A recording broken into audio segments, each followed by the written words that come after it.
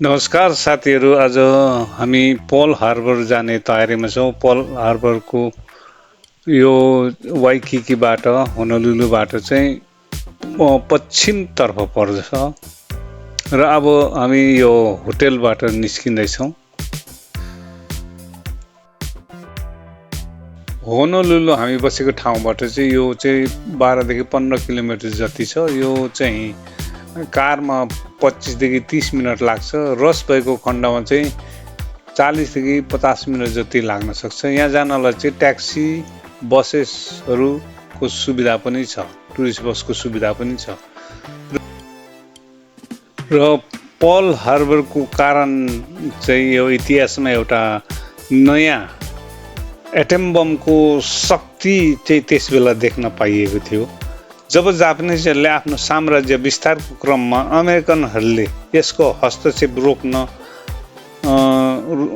बाधा गर्छ कि भनेर हवाईको ओहाउ टापुको पर्ल हार्बरमा अमेरिकन नौसेनाहरूले पानी जहाज र हवाई जहाजहरू राखेको ठाउँमा अचानक 7 डिसेम्बर 1941 मा जापानिजहरूको हवाई सेनाहरू चाहिँ मौरीको बथान जस्तै आएर अचानक बिहान हमला गरे र हताश नौसेनाहरूले प्रतिरोध गर्ने मौका पनि पाएन र युएसएस एरोजना को पानी जहाजहरू एकैचोटि डुबाइदिएको थियो। त्यस पानी जहाजमा चाहिँ करिबन 1512 जना चाहिँ नौसेनाहरू थिए। त्यसमध्ये चाहिँ 1177 जनाले चाहिँ एकैचोटि ज्यान गुमाएको थिए र यस पानी जहाजबाट चाहिँ कति सेनाहरू निकाल्न असमर्थ भए, तिनै थुनिएको कारणले र यसलाई त्यत्तिकै विसर्जन गरेको थियो। र त्यस बेला अमेरिकनहरूले ठुलो लज्जास्पदको बोध गरेको थियो र यस पानी जहाजलाई पर्ल हार्बरमा चाहिँ ठुलो चियान भनिन्छ र हालमा आएर चाहिँ 1962 मा एरोजना मेमोरियल बनाइएको थियो।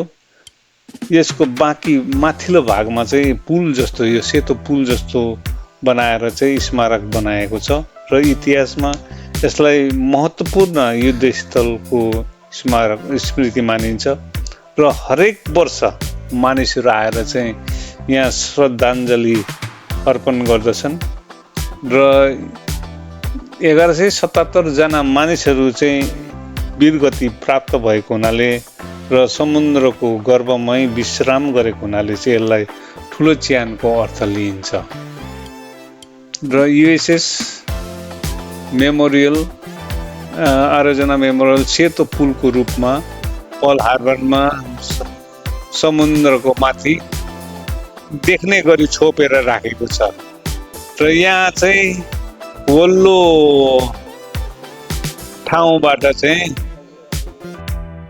अब हामी यो वल्लो ओहाउ टापुबाट पर्ल हार्बरमा जुन चाहिँ एरोजना मेमोरियलमा जाँदाखेरि एउटा बोटले चाहिँ 50 देखि 60 जनासम्म यो सेतो पुलको भागमा मेमोरियलमा पुर्याउनेछ। हामी युएसएस एरोजनाको माथि जुन चाहिँ सेतो पुल छ त्यसमा पुगेका छौँ र अब यो चाहिँ विवरणहरू छ, कतिजना के थिए, जहाज कस्तो किसिमको थिए त्यसको बारेमा छ र यो पनि डुबेको जुन चाहिँ जहाज छ त्यसको डुबेको अवस्थामै अहिले त्यत्तिकै छ, देखिन्छ र केही त्यहाँनिर हामीले सबै अवलोकन गरी अब फर्कने क्रममा हामी फेरि बोटमा चढेर फिर्ता हुँदैछौँ।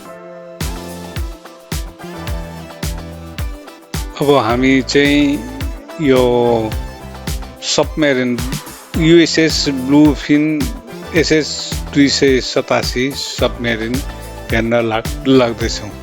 यो चाहिँ करिबन 1 वर्षपछि, ट्याक्कै 1 वर्षपछि 7 डिसेम्बर 1942 मा यो युद्धपोत लन्च गरेको थियो र यसले चाहिँ दोस्रो युद्धमा सबै जापानिज जहाजहरूको निगरानी गर्ने क्रममा यसलाई युज गरेको थियो। यसले 44 वटा जति जापानिजको पानी जहाजहरू डुबाइदिएको थिए र यसलाई पनि पल हार्बरको एक किनारामा राखिएको छ। अब हामी यसको माथि चढेर भित्र पस्ने क्रममा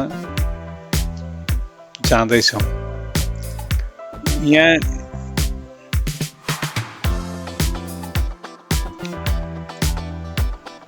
यहाँ प्रवेशद्वार चाहिँ सानो भएको हुनाले एक जना छिर्नुपर्ने हुन्छ यो भर्याङबाट। लो भएको अब यो प्रवेशद्वार यताबाट छिर्ने द्वार छ। यो भर्याङबाट चाहिँ ओह्रालो छिर्ने ठाउँ हो। हामी भित्र छिर्दैछौँ।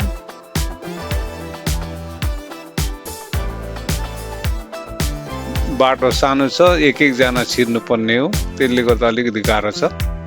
र यो साइडमा देखिराख्नु भएको छ मिसाइल्सहरू राखेको छ।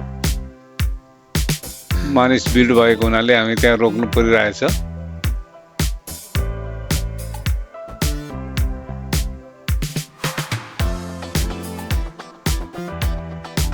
यो मिसाइलहरू जहाजबाट प्रहार गर्ने मिसाइलहरू।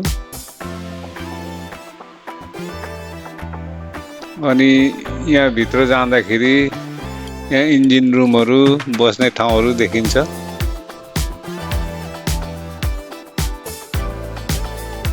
यो इन्जिन रुमहरू, इलेक्ट्रिक सिट। अनि यो कन्ट्रोल रुम। यहाँनिर चाहिँ सारा जहाजलाई चाहिँ कन्ट्रोल गर्ने ठाउँ। यो किचन भयो, तिनीहरूको किचन हो। अनि यो डाइनिङ हलहरू।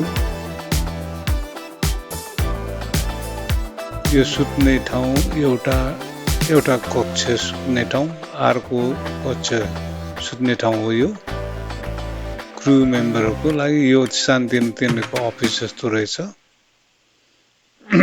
अनि यहाँनिर विशेष गरी अल टुगेदर जम्मा गरी 2408 जना मानिसहरू मारेको रहेछ। यहाँनिर जम्मा हवाई जहाजहरू गरेर अनि पानी जहाजमा गरेर र सबै नागरिकहरू गरेर चाहिँ जम्मा जना मानिसहरू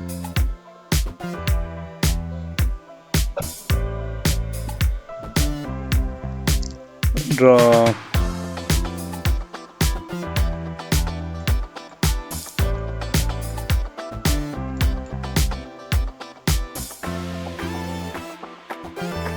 छेउमा म्युजियमहरू पनि छ, तर हामी चाहिँ जान सकेनौँ। र यही पर्ल हार्बरको कारणले जापानले हिरोसिमा र नागासाकीमा चाहिँ एटमिक बमको हमला सहनु परेको थियो। त्यसले गर्दा जापानले आफ्नो आत्मसमर्पण गर्नु परेको थियो। र यो ऐतिहासिक कारणले यो धेरै ठुलो महत्त्वपूर्णको ठाउँ हो। र आजलाई यति नै तपाईहरुलाई देखाउँदै म चाहिँ बिदा लिन्छु। म धीरेन्द्र सुब्बा र मेरो यो भिडियोलाई सब्स्क्राइब गरिदिनु हुन अनुरोध गर्दछु। धन्यवाद।